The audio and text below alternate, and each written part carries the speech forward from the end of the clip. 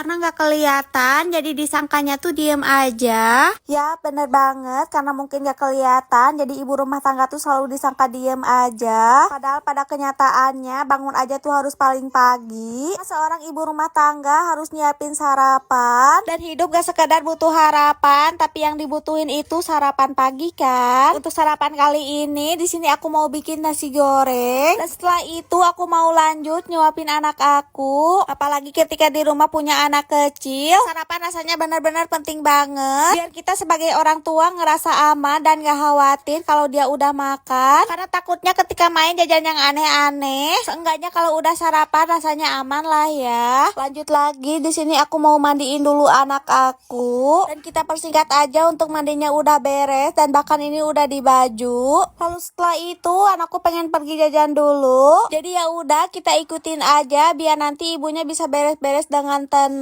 Untuk jajannya juga udah beres, jadi kita balik kanan dulu. Pas jalan pulang ketemu sama temennya, jadi kita biarkan nih anak untuk main. Sedangkan ibunya di sini mau mulai beres-beres rumah aja. Karena yang gak perlu ditanya lagi, rumah udah pasti berantakan. Yang pertama aku mau beresin di sini ya udah pasti bagian kamar terlebih dahulu. Kita balik lagi ke pernyataan yang di awal tadi. Jadi seorang ibu rumah tangga, kadang yang orang lihat tuh ketika kita diem, ketika kita rebahan, dan ketika rumah udah beres aja. Tapi ketika kita beres-beres rumah tuh gak pernah ada yang lihat sama sekali. Jadi gak heran juga kalau banyak yang nyangka bahwa seorang ibu rumah tangga tuh sesantai itu. Ya walaupun pada kenyataannya tuh gak pernah sesantai apa yang ada di pikiran. Beresnya kita lanjut ke bagian tengah rumah. Ada bekas mainan anak aku yang belum diberesin, jadi kita beresin dulu. Lalu setelah itu kita mulai beresin kursinya dan mulai beresin juga bagian mejanya. Dan kita pindah ke bagian dapur. Di sini aku mau beresin dulu bekas cucian piring yang sebelumnya udah aku cuci ke dalam rak piring biar kelihatannya tuh lebih rapi lagi. Karena setelah itu di sini aku mau cuci piring lagi. Emang bener-bener ya guys, pekerjaan ibu rumah tangga tuh gak pernah ada beresnya. Karena setelah yang sebelumnya udah kita beresin, dan di sini kita harus mulai yang baru lagi. Untuk kamar, dapur, tengah rumah semuanya udah beres. Jadi terakhir di sini tinggal bagian nyapu dan juga pel lantai. Nyapu dan pel lantainya juga semua bagian rumah. Dan bahkan biasanya aku sampai bersihin bawah kolong kursi, lemari, mesin cuci,